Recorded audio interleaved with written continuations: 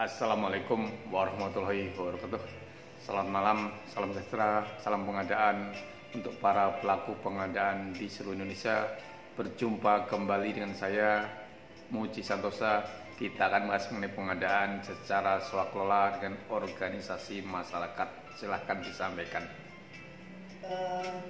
Baik Pak, terima kasih. Kali ini yang ingin saya tanyakan yang pertama, sebenarnya apa sih yang dimaksud dengan organisasi masyarakat? Terus yang kedua, apa memang benar organisasi masyarakat itu boleh sebagai pelaksana swakelola? Ormas atau organisasi masyarakat adalah organisasi yang didirikan dan dibentuk oleh masyarakat secara sukarela berdasarkan kesamaan aspirasi, visi dan misi gitu ya, kehendak, kebutuhan, kepentingan, kegiatan, dan tujuan untuk berpartisipasi dalam pembangunan demi tercapainya tujuan negara Republik Indonesia yang berdasarkan Pancasila. Ormas bisa sebagai pelaksana swakelola. Hal ini telah disebut juga dalam peraturan LKPP nomor 8 tahun 2018 sebagai swakelola tipe 3. Oke, kalau ormas itu bisa sebagai pelaksana swakelola, maka apa kira-kira syarat yang harus dimiliki ormas tersebut sebagai pelaksana swakelola?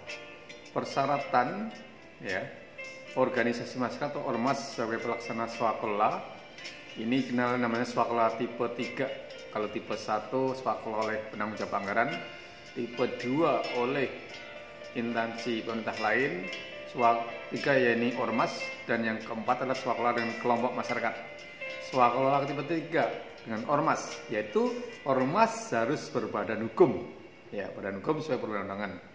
Yang kedua harus memiliki NPWP dan SPT tahunan, memiliki struktur organisasi pengurus, memiliki ADART, mempunyai bidang kegiatan yang berhubungan dengan barang jasa yang diadakan sesuai ADART atau pengesahan ormasnya.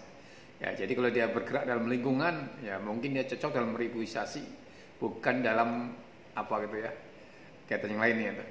Mempunyai kemampuan manajerial dan pengalaman bisnis, telah menyediakan, mengerjakan barang jenis yang diswakelolakan dalam kurun 3 tahun terakhir, baik di dalam negeri maupun di luar negeri, sebagai pelaksana secara mandiri atau bekerjasama dengan lembaga lain.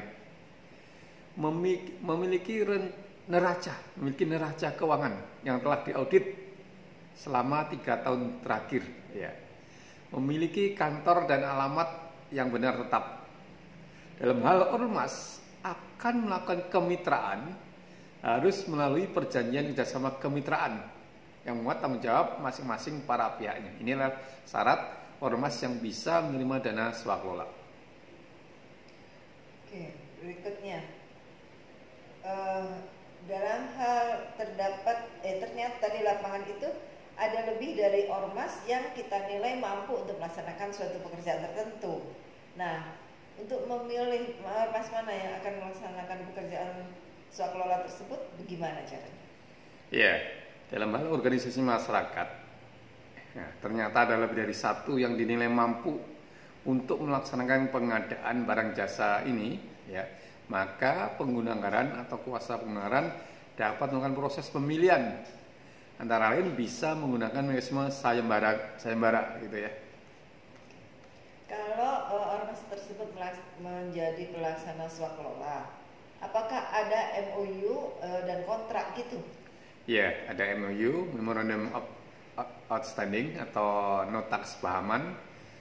PAKPA bersama dengan pimpinan ormas membuat nota kesepahaman. Selanjutnya berdasarkan nota kesepahaman tersebut, ormas menyampaikan rencana anggaran biaya.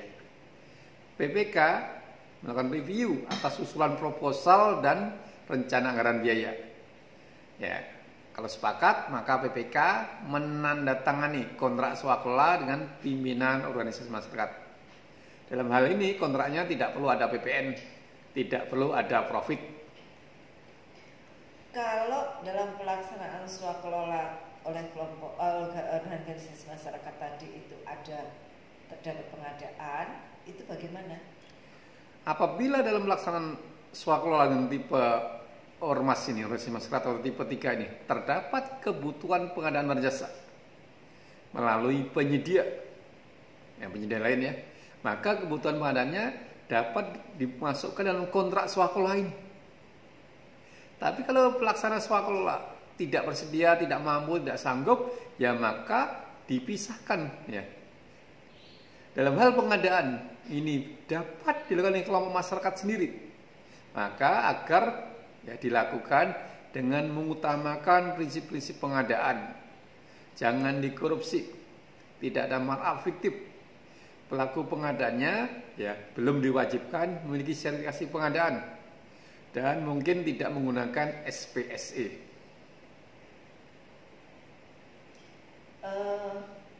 Mungkin ada hal-hal yang perlu kita perhatikan untuk pelaksanaan swakelola 3 ini, Pak. Ya, swakelola dengan ormas ya perlu kita pahami kembali, bukan sifatnya untuk bagi-bagi dana kepada masyarakat, tetapi pengadaan ini memang agar selaras dengan visi, misi, kompetensi dari organisasi masyarakat tadi. Yang saya sampaikan di sesi ini sangat sekilas, ya, sedikit sekali. Silahkan dibaca kembali peraturan KPP nomor 8 tahun 2018. Demikian yang saya sampaikan, semoga bermanfaat. Salam pengadaan.